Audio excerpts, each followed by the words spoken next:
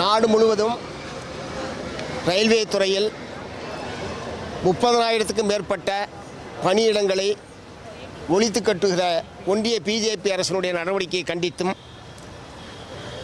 இதனால் ஏற்படக்கூடிய விளைவுகளை மக்கள் மத்தியில் பிரச்சாரம் செய்யக்கூடிய வகையில் மார்க்சிஸ்ட் கம்யூனிஸ்ட் கட்சியின் சார்பில் இன்றைய தினம் தென் சென்னையில் கிண்டி, வேளச்சேரி, தாம்பரம், மாம்பலம் ஆகிய 4 மையங்களில் கட்சியினுடைய மாநில தலைவர்கள் தலைமையில் மக்கள் மத்தியிலே விழிப்புணர்வு பிரச்சாரத்தை மேற்கொள்கிற நடவடிக்கையில் நாங்கள் ஈடுபட்டிருக்கிறோம். தெற்கத்திய ரயில்வேயிலே மட்டும் ஏறத்தாழ 2000 பணியிடங்களை ஒழித்து கட்டுவதற்கு அவர்கள் அறிவிப்பை வெளியிட்டிருக்கிறார்கள். ஏற்கனவே பயணிகள் பாதுகாப்பு இல்லாமல் நிறைய விபத்துக்கள் இந்தியாவில் நடைபெற்று வருகிறது. போதுமான பணியாளர்கள் நியமிக்கப்படாத நிலையிலும் உரிய தரமற்ற பொருட்களை பயன்படுத்துவதனுடைய விளைவாகவும் ரயில் விபத்துக்கள் என்பது அடிக்கடி நடக்கக்கூடிய ஒன்றாக இருக்கிறது. ரயில் விபத்துக்களில் பல நூற்றுக்கணக்கான மக்கள் கொல்லப்படுகிற கொடுமையை நாம் பார்த்து கொண்டிருக்கிறோம். புதிதாக ரயில்கள் விடப்படுகிறது, புதிய வழித்தடங்களில் ரயில்கள் விடப்படுகிறது, புதிய ரயில்வே நிலையங்கள் என்பது இந்தியாவிலே உருவாக்கப்படுகிறது. ஆனால் இத்தகைய சூழ்நிலையில் ஏற்கனவே இருக்கிற பணியிடங்களை குறைப்பது என்பது உண்மையான கண்டனத்துக்குரியது. இது பொதுமக்களுடைய உயிரை பற்றி கவலைப்படாமலும் இளைஞர்கள் வேலைவாய்ப்பை எதிர்நோக்கி இருக்கக்கூடிய இளைஞர்களுக்கு வேலைவாய்ப்பு வழங்குவது பற்றி கவலைப்படாமலும் ஒன்றிய பிஜேபி அரசாங்கம் இத்தகைய நடவடிக்கைகளில் ஈடுபட்டிருப்பதை அனைவரும் கண்டிக்க முன்வர வேண்டும் என்று மார்க்சிஸ்ட் கம்யூனிஸ்ட் கட்சியின் சார்பில் நான் வற்புறுத்தி கேட்டுக்கொள்ள விரும்புகிறேன்.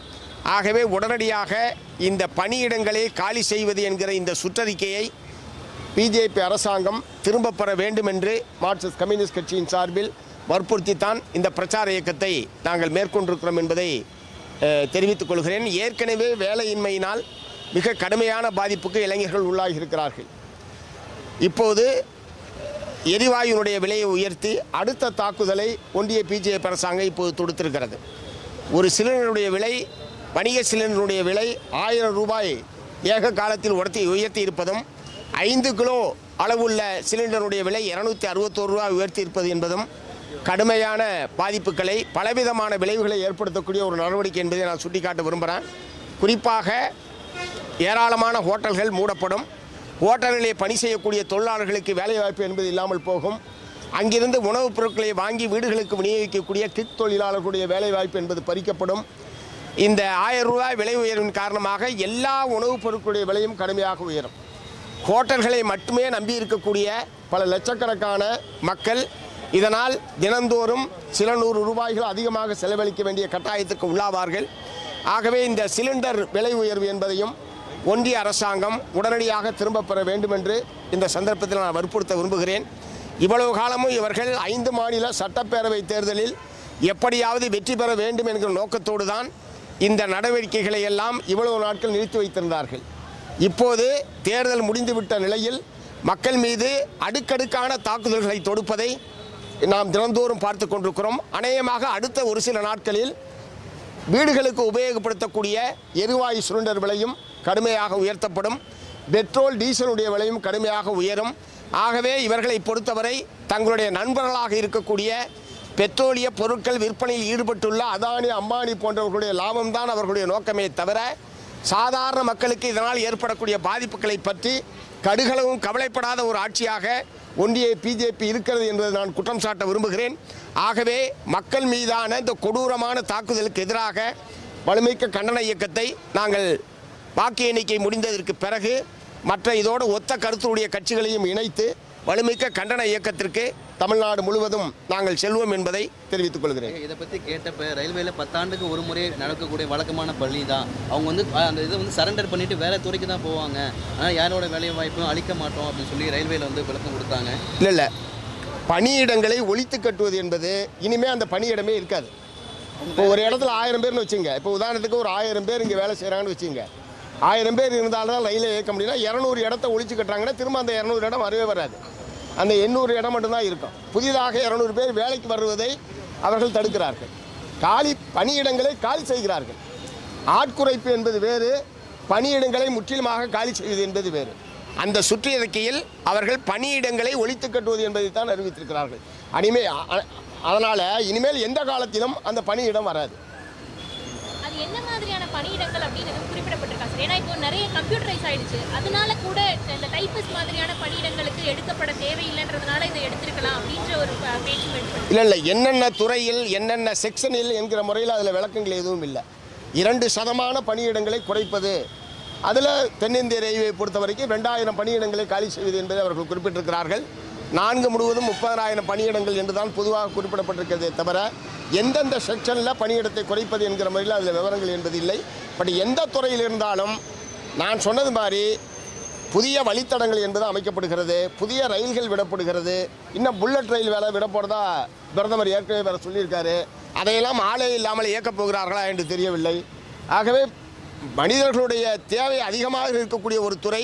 ரெண்டாவது, இது ஒரு பொதுத்துறை நிறுவனம் என்கிற முறையில் இடஒதுக்கீட்டின் மூலமாக பலன் பெற வேண்டியவர்களும் கடுமையான பாதிப்பு உள்ளாவார்கள்.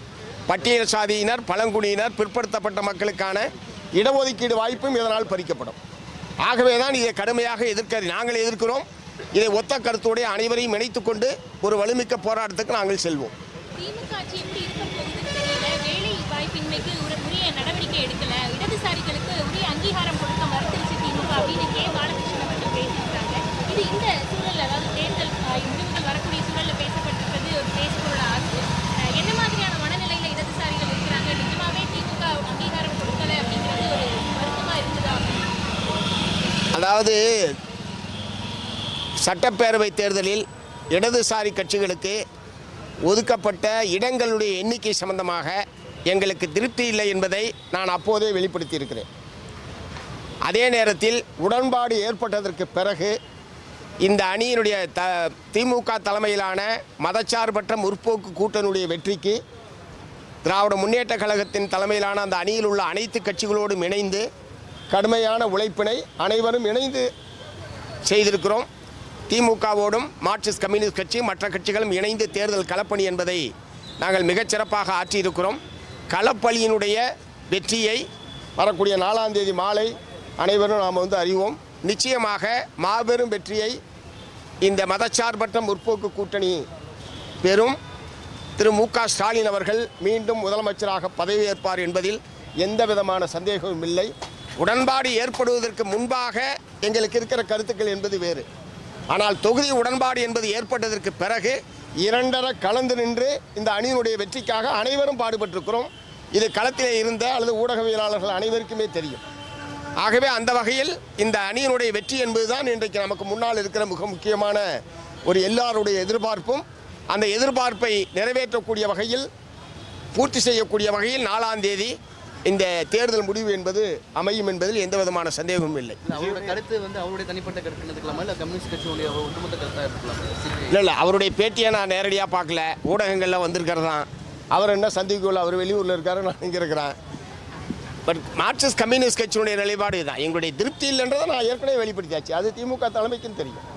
அதற்கு பிறகு உடன்பாடு என்பதை அனைவரும் ஏற்றுக்கொண்டு தான் நாங்கள் உடன்பாடு செய்து கொண்டிருக்கிறோம். அந்த உடன்பாட்டுக்கு உட்பட்டு தான் தேர்தல் களப்பணி என்பதை ஆற்றியிருக்கிறோம்.